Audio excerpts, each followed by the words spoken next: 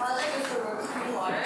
We built a prototype for developing countries, and we are going to start demonstration now since it takes a little bit of time to actually work. So,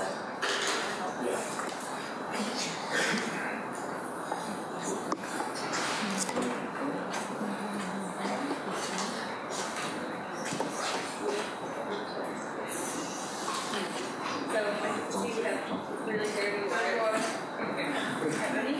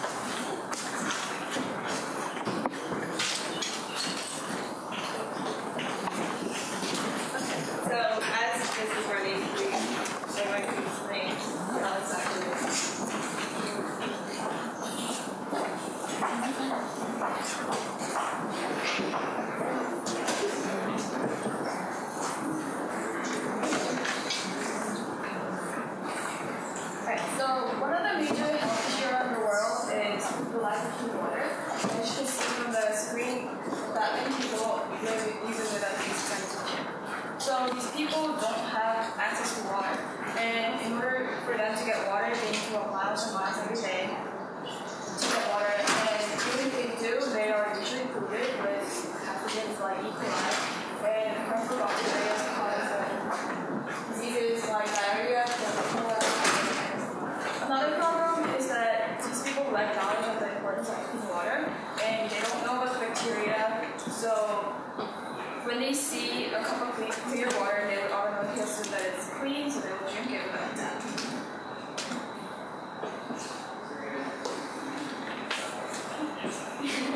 So why is it so important for us to build water purification system to developing countries? Well, it will improve the health of the community, which is in the data. But it also turns out that countries with better access to clean water have improvement in their economy more than the other countries who don't. First of all, individuals, now they don't have to walk miles and miles a day to get clean water, so they can use their time to farm or do something for their family with their jobs. In a bigger scale, the country will improve the economy because its citizens will be living a more productive lifestyle. Also, decoupling the water economy from the amount of annual rainfall, it will boost up the economy because the country won't have to worry about getting its citizens clean water, so it can concentrate on more other urgent issues such as poverty or diseases. In response to this issue, a nonprofit organization called Engineers Without Borders USA has stepped in to implement sustainable solutions in these countries that will help them. And one of their main focuses is the water crisis. So they try to make these communities self-sustainable so people don't have to come in and keep fixing the system. And right now, the Rutgers chapter has projects in Guatemala, Kenya, and Thailand. We're going to focus on the Guatemala project. The town is called Nueva Santa Catarina Ixtahuacan. It was originally Santa Catarina Ixtahuacan, but Hurricane Mitch destroyed it in 1998. It was relocated about 20 kilometers away, and everything was newly built, except the only problem they faced was getting water, because the closest water source is about 5 miles away. So a distribution system was put in, but since then it has decayed and it needs a lot of repairs. So the Engineers Without Borders have gone in and replaced pipes.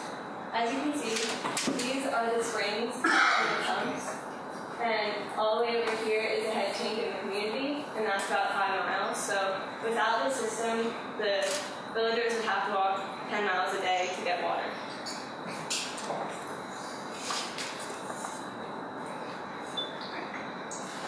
So here's a basic overview of the area. As you can see, that's the distribution tank, and that is the ground. You can see that it's pretty far, it's 5 miles away, so people used to have to walk 10 miles back and forth in order to get water. This also shows why the EWB USA wanted to implement pipelines connecting these two, so that the townspeople could get water in their town without have to walk every day. This is a diagram of our prototype. As you can see, it looks exactly like that. There are 5 steps to the purification process: aeration, coagulation, flocculation, disinfection, and filtration. Okay, aeration and coagulation. Aeration purifies water by exposing the water to air through turbulence, and it removes dissolved gases in the water. It also oxidizes and reduces molecules like carbon dioxide. Referring to our design, here's our aeration unit. We based off our design of a waterfall aerator, which used gravity to pull the water from the top to the bottom. We let the water go through and cascade down to the bottom so that it provides the water for turbulence. And waterfall aerator is good for communities like Guatemala, where there isn't as much energy as there is in the United States. We also angle the cascades because since the aeration is our first step in our water treatment, we wanted the larger particles to get colored in the middle while the water can flow down the unit. Coagulation. The original water source have chemically charged ion particles that float in the water because they're attracted to polar water molecules, like attracts like. So what a coagulant does is that it neutralizes those particles so that the water, they won't be attracted to the water molecules anymore, and they'll eventually float down to the bottom. Here's the bottle for our coagulation. We dissolve alum in the water to make a coagulant solution. We use alum because it's a preservative easily found in any of the grocery store. It's cheap and it's not dangerous. We combine the aeration and coagulation systems together while thinking that we needed to figure out a way to effectively dissolve the coagulant solution in the water. And we figured that if we combine these two together, it will mix the coagulant with the water effectively. Next one is flocculation. Basically, it is the clumping of the neutralized particles to form agglomeration. So the water will come down from the aerator and the coagulation. It will slow down in this part, and so that it will give the neutralized particles to clump together. And we angle the bottom so that the water can effectively flow out to the next station. Okay, so the next step is disinfection. For disinfection, we use a chlorine solution. What the chlorine does is it breaks into hypochlorous acid and hypochlorite ions. This reaction is called the free chlorine reaction. This attacks bacteria by attacking their lipids and enzymes, effectively killing all the harmful bacteria that can cause the sicknesses. This is our system, and as you can see, we have angled the cascades down this time just so it can mix the chlorine in. And the last step is filtration. We use a mixed media filter, as you can see, with larger, coarser particles at the top and finer particles at the bottom. We use rocks, pebbles, and sand. What this does is it effectively catches all the solid particles out of the water because it catches onto the media. So we used the water source from Pond to the Raging River, and then we went through a simple water test, and this is the result we got. It seems basically safe except for these two. Alkalinity, if it's too high in the water, it's bad because alkalinity is the ability for the water to neutralize acid. It's bad if it's too high because the water tends to get basic. And hardness, when it's too hard, is also bad because it means that water is containing heavy metal ions, which is bad for the human body, and it's also bad for the metal pipe because it erodes them.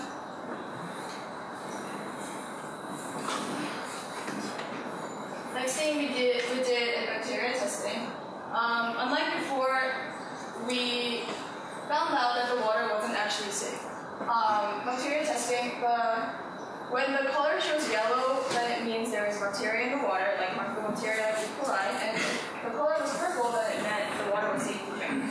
But we got yellow, so it meant that we had to purify this water before we could drink it. Okay, so after putting the water through our filter, we got different results. First of all, you'll notice that our pH went low into the acidic range, which is because we used too much chlorine, which can be easily fixed. Also, the alkalinity was lower, which it's not good if it's too low either, because then it tends to be more acidic. Also, the hardness was lowered a little bit, but it's still too hard than what you normally want. We also did a bacteria test after we filtered the water, and we didn't have any harmful bacteria after running it through our system. Turbidity is the measure of suspended solid particles in a liquid. As you can see, before there's a lot of solids in there, and then after you can see it's clear and clean. Scaling to a larger system. So we built this prototype, but we also have to think about how we're going to implement this to the bottom of society. We also wanted our prototype to be sustainable. We wanted our prototype to follow the social norms of the society. So we were going to work with the water community of the community. We would concentrate on educating the people the importance of clean water and why they have to filter the water before drinking. And we will educate how to sustain the system, which is cleaning out the water filter or restocking the coagulant or disinfectant solutions. We will also educate preventive risk management, which is to prevent the original water source from even getting polluted even before people get drinking. Okay, so also when we implement this system, we need to keep in mind the location where we're actually going to put the system. So ideally, we would like to implement the system in the center of the town, so it becomes a community effort, and so that it brings people together so that they can learn how to use it together and take care of it. Also, we want to use durable and sustainable materials so they will last a long time and won't need to be repaired. This is a picture of us working on our system. Girls using power tools. Yes. And this is our computer system, as you can see over here. We would like to thank the following groups and individuals for helping us so much, especially Petri, who is our project coach, and Matthew.